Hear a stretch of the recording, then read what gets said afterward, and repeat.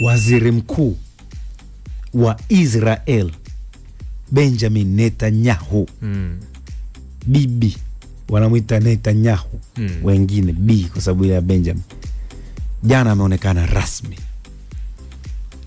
kwa picha ambazo aliziweza kuzichapisha kwenye mitandao yake ya kijamii, huku hakiojiwa kuhusiana na tetesi zile ambazo zimekuwa zikizagaa kwenye mitandao kumhusu yeye na jambo lake la kufariki. Pamoja na hayo vile vile kumekuwepo na taarifa kutoka upande wa Iran kumhusu Benjamin Netanyahu pamoja na kujionyesha kwake hadharani.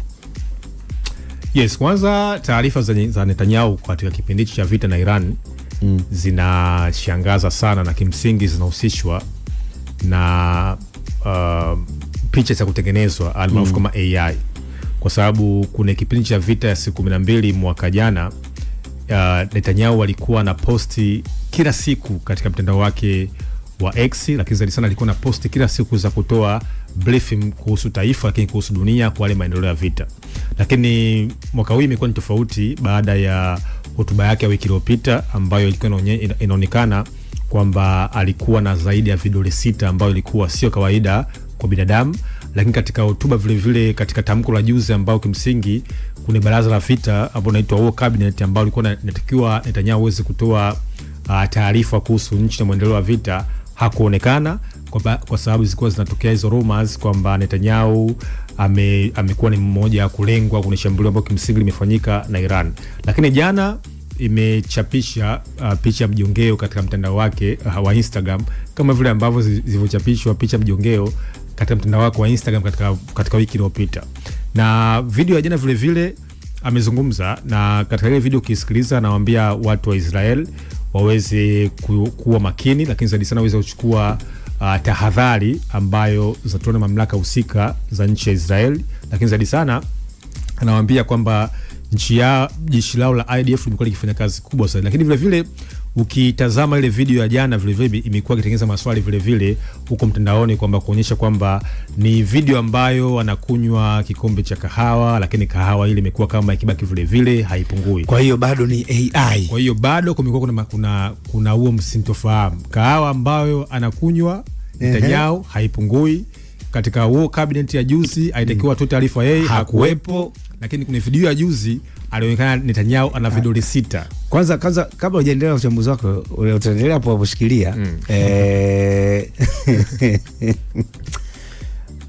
uchambuzi wa watu wengi sana na hata mimi niliona kuthibitisha kifo cha Netanyahu baada ya kuona cabinet ya juzi ya baraza lile lao la usalama ambalo huwa wanaketi na yule bwana kuto kuwepo na kiti chake kurithiwa na waziri wa mambo ya waziri wa ulinzi wa masuala ya ulinzi.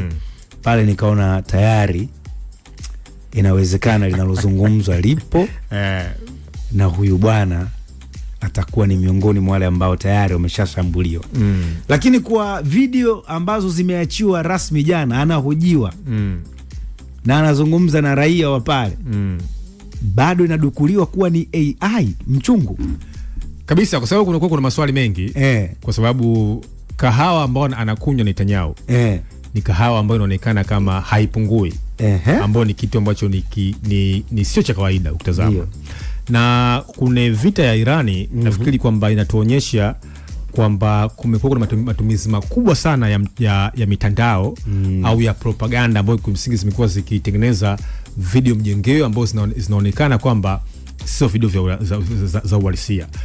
Hiyo sio hoja msingi. Hoja msingi ni kwamba muda utaamua kwamba Netanyahu ni mzima au tayari ameshafariki. Lakini la kujiuliza hapa ni kwamba kwa nini Netanyahu amechukua hizo habari? Kwani amekuwa gumzo tuulizane hivyo duniani? Kwanza Netanyahu huyo ana asili ya komando, amepita jeshini.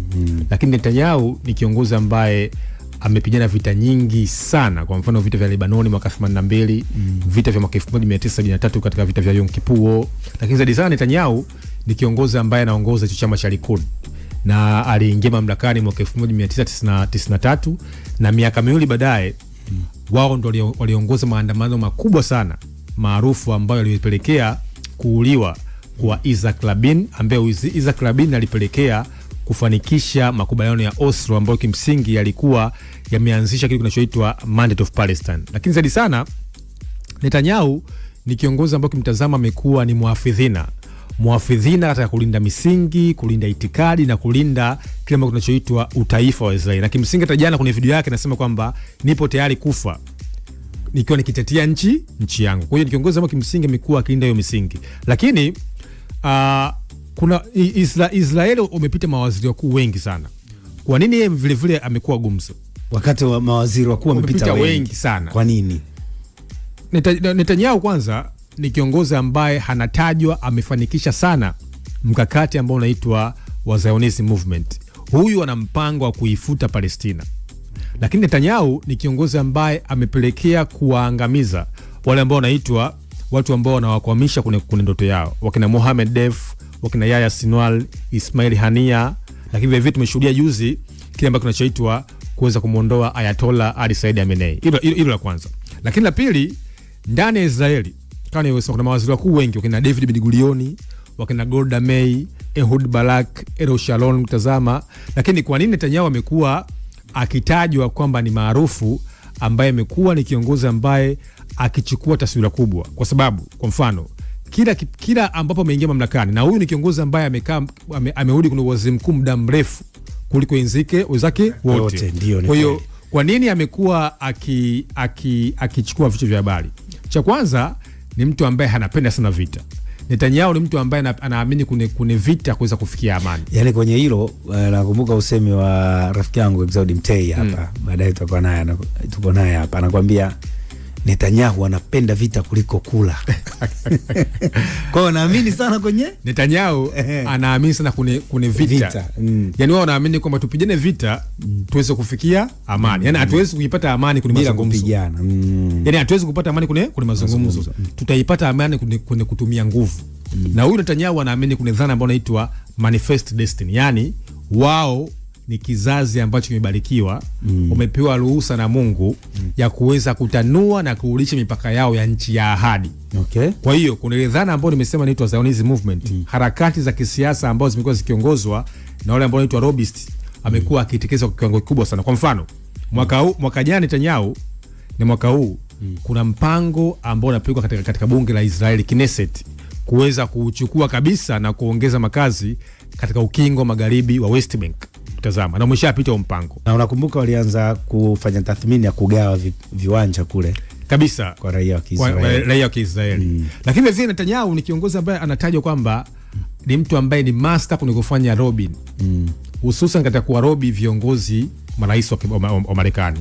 Huyu amemlobi wakina Bush mkubwa, Bush mdogo, kutazama Bill Clinton, kutazama Obama, kutazama Trump na Biden. Kwa ni kiongozi ambaye akienda kune ikulu ya White House, akirudi amekuwa akirudi na majibu yake mazuri sana kuhusu kama kimsingi imekuwa kikiwagusa taifa la Israeli. Kwa sasa yeye kuhusishwa kwake kufariki au kuwa mzima kumeibua maswali mengi, lakini unafahamu kwamba hakuonekana takribani siku 8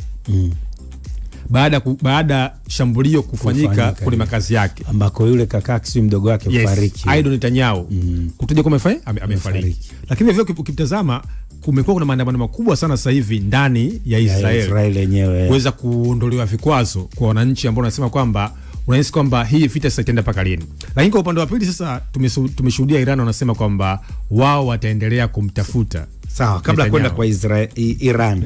Kiukweli kabisa hii vita bana, mambo mengi ambayo kimsingi kwa dakika zetu hizi hapa kuchambua hapa huwa tuzimalize. Mimi kabla kwenda kwa Iran na matamko ambayo wameyatoa. Ile video umesema nimeiweka hapa ili tuichambue. Umesema ile video na nini?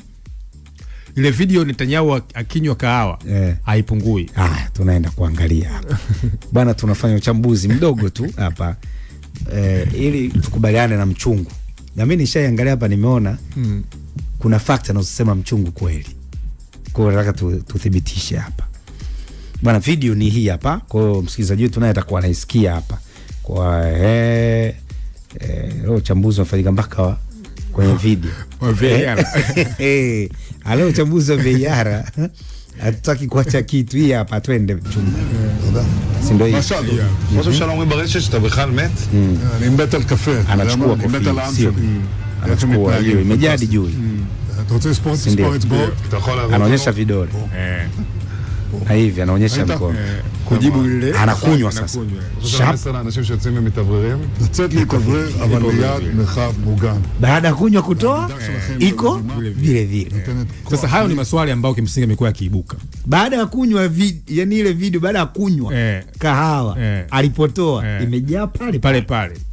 Kwa hiyo ni sasa hoja msingi ni kwamba na mimi kwa mfoja nikauliza kama tuliweza kuwekewa video ya vidole 6 na dunia nzima ikaamini, ndio, lakini baadaye baada ya kufanyika uchambuzi mkubwa wa AI tukathibitisha kwamba yule sio Netanyahu.